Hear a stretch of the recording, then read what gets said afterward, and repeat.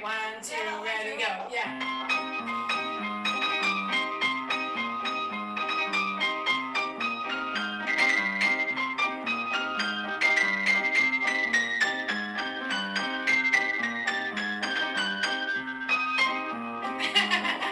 Did you see what I did there? That's me and my sister Annemarie playing together at the piano. We recorded this in August 2022 in her living room in Longview. James, my boyfriend of 2 months, was behind the camera. I'd brought him out to meet her just weeks after her diagnosis. We didn't know how much time she had left. We hadn't played a duet in 20 years, but I asked her to sit beside me at the keys, and she did. Like always. And the music just spilled out. Two sisters side by side, playing something we'd known our whole lives. I'm Jenny Skoog. This is Sister Songs. And today is March 4th, 2026. 2 years since Annemarie died. In music, a duet is two voices playing together, two melodies intertwining, two people listening to each other, responding, making space, and finding harmony. That's what we finally learned to do, Annemarie and me. After the silence, after the letters, after everything, we learned how to play together again. The following summer in June 2023, I went back to visit her again. This time, we rented an Airbnb in Stevenson, Washington. Me and Angie, Annemarie, and Steve. A little cabin with a piano in the living room and swings in the woods outside near one of her favorite places, the Bridge of the Gods. The Bridge of the Gods is a steel truss bridge that crossed the Columbia River, connecting Oregon and Washington. It's named after a Klickitat legend, a natural land bridge that the gods built, which eventually collapsed into the river. Annemarie loved it there. The wildness of the gorge and the way the bridge hung over the water. She and Steve would go there to hike, to breathe, and to feel small in a landscape that didn't care about their problems. We spent 2 nights at that Airbnb. We cooked together, explored together, and frolicked under the bridge like kids. That's where she played Annie's song on the piano, while I recorded from the loft above. And then Annemarie had her first laryngeal spasm. We thought it was a seizure at first. It wasn't. It was a spasm in her throat, one of the symptoms that would keep coming back as the tumor did its work. An ambulance hauled her off to Portland. Buzzkill doesn't even begin to cover it.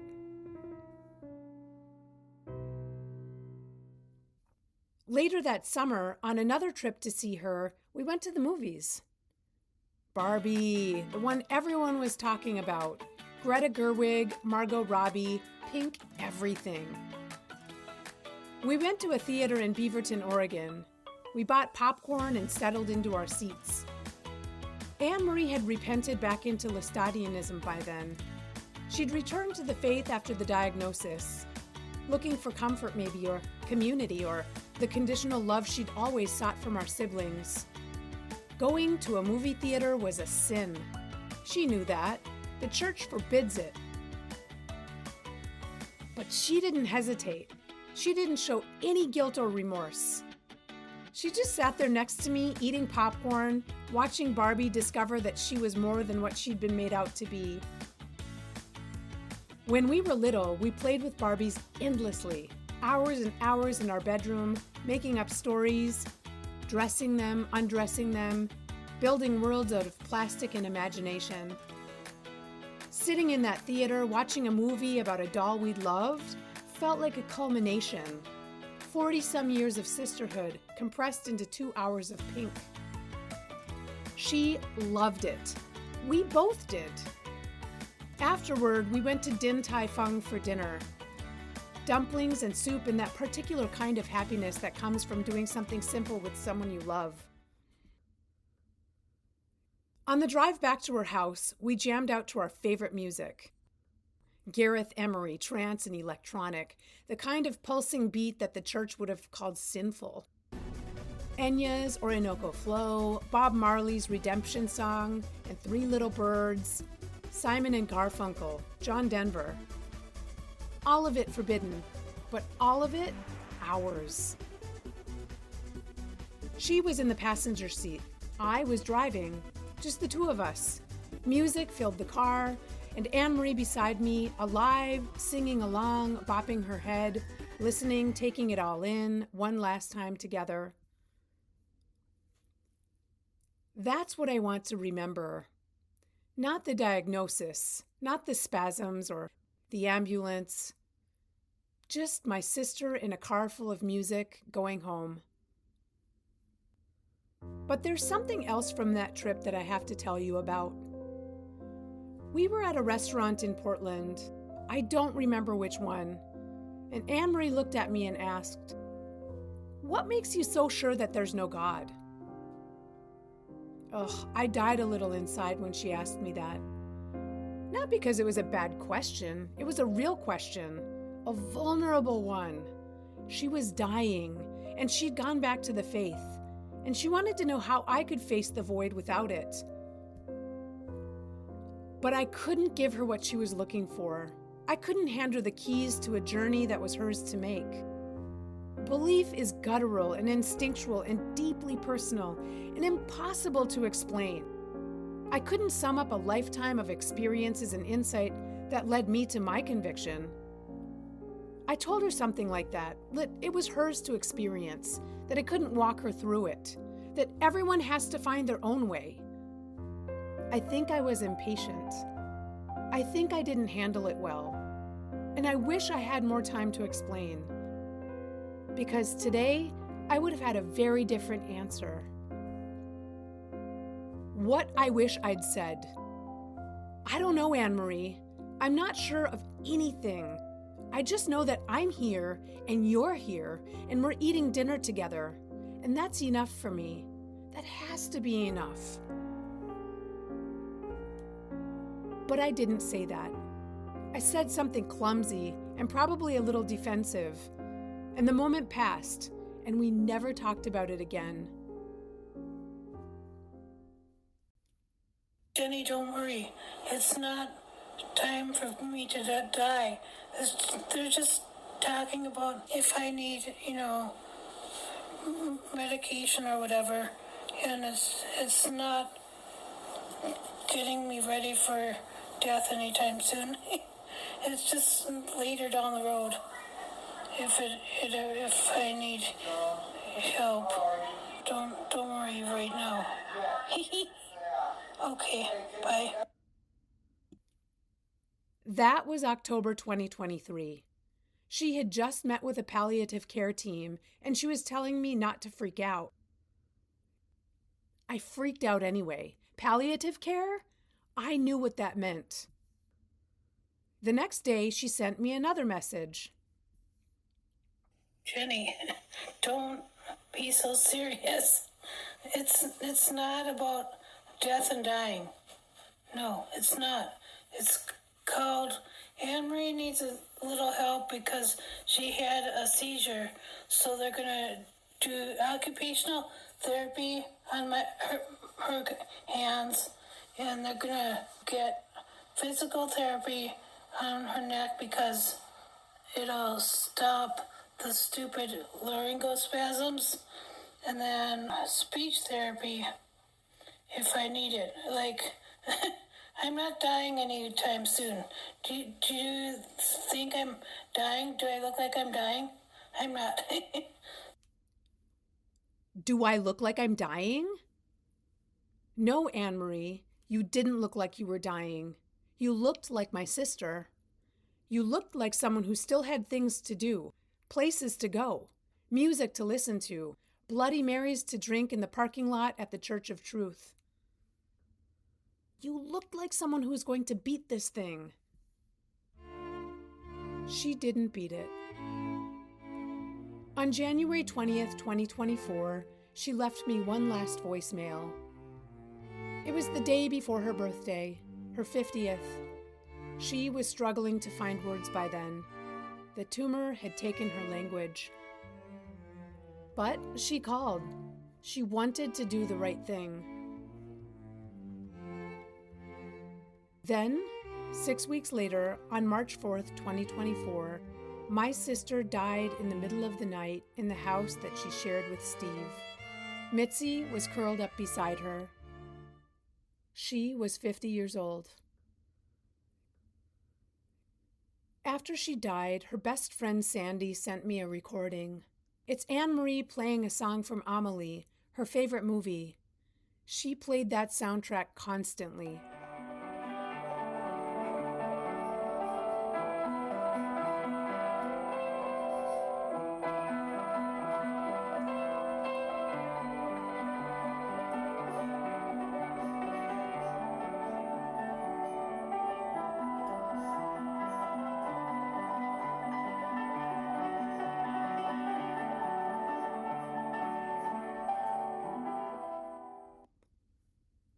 Sandy told me, when I talk to others who didn't know her, I always tell them it took 6 years of piano lessons while she taught herself how to play. And she could blow me out of the water. She was just that good. 6 years of lessons versus teaching herself. That was my sister. The gift was just in her.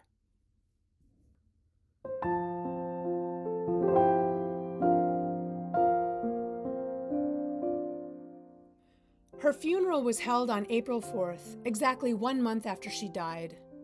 It was held at the church, the Lestadian church, that she'd spent her whole life cycling in and out of. I didn't make it. We had made a pact, Annemarie and I, back on Memorial Day weekend in 2022. Neither of us was going to go to our parents' funerals. We reserved the right to change our minds without any judgment. I changed my mind. I went to both Mom's and Dad's. And Annemarie, she couldn't go to either because she was fighting for her life. And then I didn't make it to hers. My flight was canceled. The gut punch to it all was that my mother-in-law had died 2 weeks after Annemarie. So there were 2 funerals happening on opposite coasts, with 1 day in between. The timing made it impossible. But I had been on the fence anyway. The funeral was in the church, where women don't have a voice. I wouldn't have been allowed to speak. I wouldn't have been allowed to read a poem or tell a story, or to say out loud who my sister really was. So I made my own ceremony instead. In July 2024, I flew to Longview alone. I drove into the cemetery, sprawling and quiet. It took me a while to locate her, but eventually I found the simple marker with her name and those 2 dates that contained her entire life. January 21, 1974. March 4, 2024. I called her name into the wind. Then I laid down on top of her grave and cried until I was empty. And then I read the poem I would never have been allowed to read at her funeral. It's called Death is Nothing at All by Henry Scott Holland. Death is nothing at all. I have only slipped away to the next room. I am I and you are you. Whatever we were to each other, that we still are. Call me by my old familiar name. Speak to me in the easy way which you always used. Put no difference into your tone. Wear no forced air of solemnity or sorrow. Laugh as we always laughed, at the little jokes we enjoyed together. Play, smile, think of me. Pray for me. Let my name be ever the household word that it always was. Let it be spoken without effect, without the trace of a shadow on it. Life means all that it ever meant. It is the same that it ever was. There is absolute unbroken continuity. Why should I be out of mind because I'm out of sight? I am but waiting for you, for an interval, somewhere, very near, just around the corner. All is well. Steve came while I was there. He sat with me in the grass beside her grave. We talked about her life, about her love, about the sister I missed and the wife he lost. We remained there with the summer breeze, the birds chirping in the tree right above us, ants crawling over my bare toes. And then I flew home. I've been thinking a lot about what she asked me. How are you so sure that there is no God? I'm not sure. I never was. I just knew that the faith we were raised in wasn't my truth, and I had to find something else. For me, that something else turned out to be this: the people I love, the work I do, the stories I tell. Annemarie found her own something else, and then she lost it. And then she found the old thing again at the end. Maybe that gave her comfort. I sure hope it did. I hope she felt held. But what I know for certain is this: she didn't need God to love me. She didn't need the church to show up at my wedding on a laptop screen. She didn't need anyone's permission to sit beside me in a movie theater, or listen to sinful music, or play a duet she hadn't played in 20 years. She just did it, because we were sisters and we'd built the bridge back to one another. Because love, in the end, was more important than faith. I still have the silk pajamas she sent for my wedding. I still have the birthday cards with the wild Mustangs. I still have 58 Marco Polo messages of her voice, driving into town with Steve, going to the beach with friends, walking laps in the yard for clarity, telling me not to worry, telling me not to be so serious.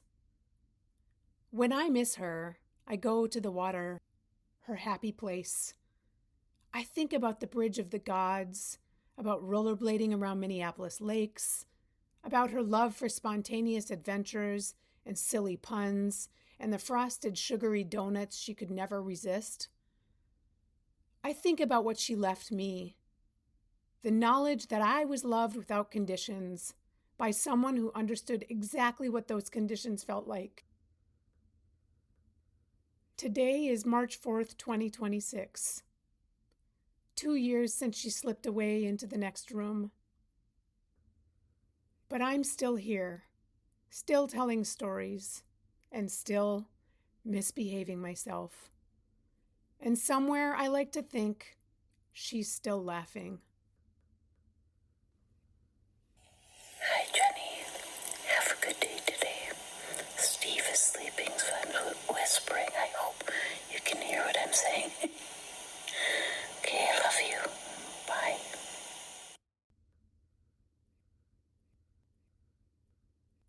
This season wouldn't exist without the people who held me while I made it. Thank you to Sandy, Annemarie's best friend, for her friendship, her love, her stories, and for sending me the recording of Annemarie's hands on the piano. Thank you to Angie for her musical guidance and for standing at the front of a restaurant in New York City and reading a poem over my marriage. Thank you to James and Frankie for putting up with endless playbacks of this music at all hours. And thank you for listening.